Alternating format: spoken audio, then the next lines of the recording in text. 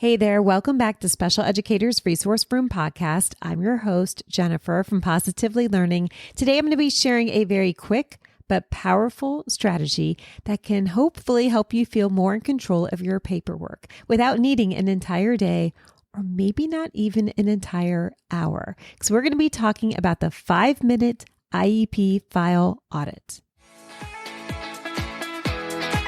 Hey, special educators, I'm Jennifer from Positively Learning. Welcome to the Special Educators Resource Room. If you're like me, you're always looking for ways to save time and streamline your work. That's why this podcast was created, to give you the systems and solutions you need to get your time back. Tune in for tips, tricks, and tools that will help you manage your workload and make the most of your time. Whether you're brand new or experienced, all are welcome in the Special Educators Resource Room. A 5-minute IEP file audit? What in the world? Today, we're going to be talking about a simple system that you can start using right now to make sure your IEP documentation is up to date, organized, easy to reference without the stress spiral. Now, I know the words IEP and audit in the same sentence isn't something we want to hear, but please stick with me. This isn't about being perfect. It's about being prepared without the panic. So let's get into it. If you're anything like I was, you probably have a stack or several stacks of IEP folders that you swear you will get to later. They might be in a bin behind your desk, shoved into a drawer or cabinet, or stacked with sticky notes that say things like reprint the goal page or add parent notes. The problem is when later finally comes, like the day before an IEP meeting or when admin asks for a compliance check, you are scrambling. And even if your paperwork is technically compliant, if you can't find quickly what you need, it's going to add unnecessary stress to your already overloaded day. That's where the system comes in. The 5-minute IEP file audit, what it is and what it isn't. This is not a full paperwork overhaul. This is not color coding tabs or reorganizing your entire file system. This is a mini routine that you can do in 5 minutes or less, one student at a time. So maybe this is while your students are working independently, or if you do get 5 minutes on your planning period, or maybe it's while you're waiting for a meeting to start. It's that quick. It's about getting eyes on each student's folder on a regular basis so that the small issues don't turn into last-minute emergencies. Here's how it works. Grab one student's IEP folder, just one, and ask yourself these 3 questions. Number 1, is everything labeled and in the right place?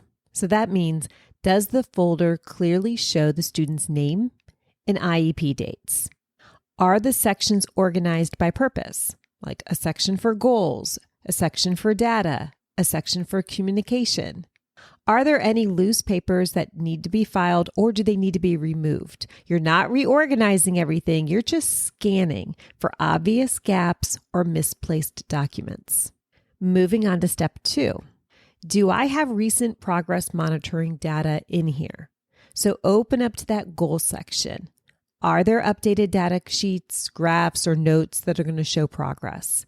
Has anything been added in the last 2 to 4 weeks? If not, is there a sticky note reminding you where to find it? You're not analyzing the data at this time. You're just checking that it exists and it's accessible. This step is a lifesaver when you're preparing for an IEP meeting or an unexpected conference. Number 3. Have I documented communication with the family this month? So this might be a printed email, a note from a phone call, a log that you keep in a binder or digital system, or a quick summary of a conversation during dismissal. If the answer is no, this is your reminder to check in and to document it. It doesn't need to be long, just a sentence or 2 with the date, the topic, and the action taken. All right, so let's review those 3 steps very quickly before moving ahead. Number 1, you're looking at this folder and asking yourself, is everything labeled and in the right place? Number 2, do you have recent progress monitoring data in here? And number 3, have you documented communication with the family this month?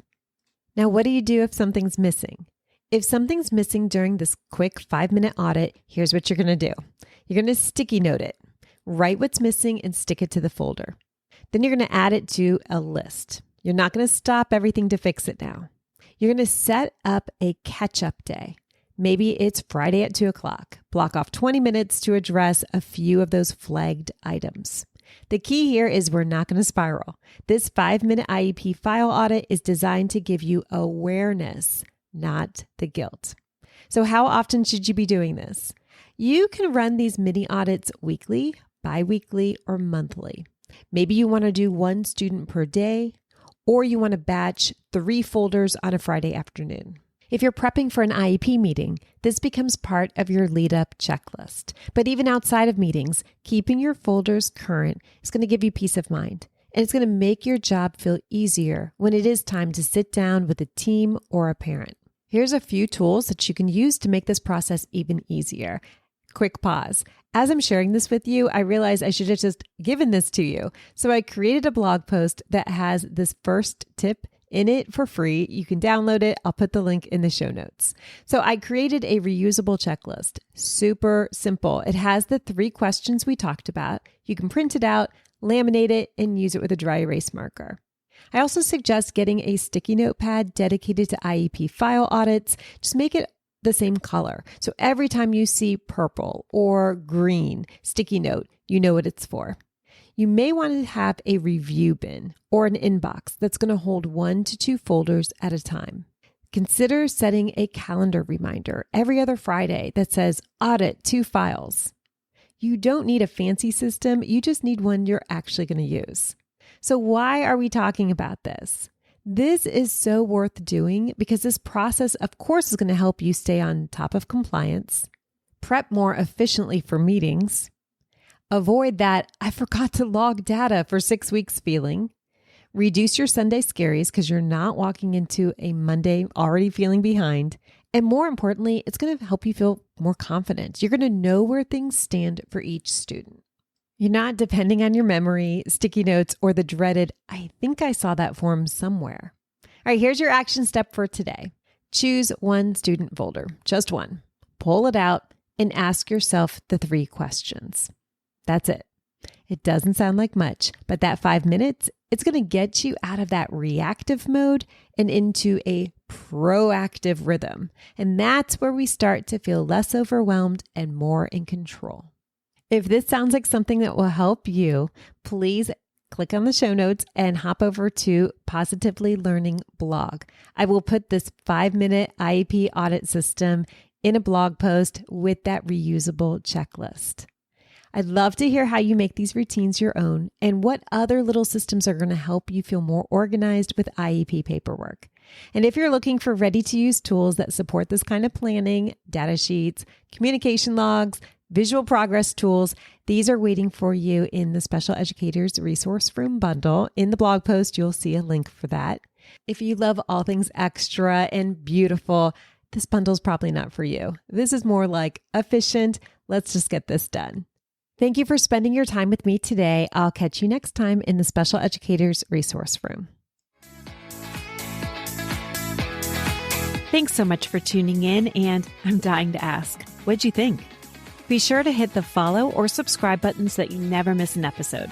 You can find the show notes and links for everything mentioned in this episode at positivelylearningblog.com. See you next week for more special education solutions.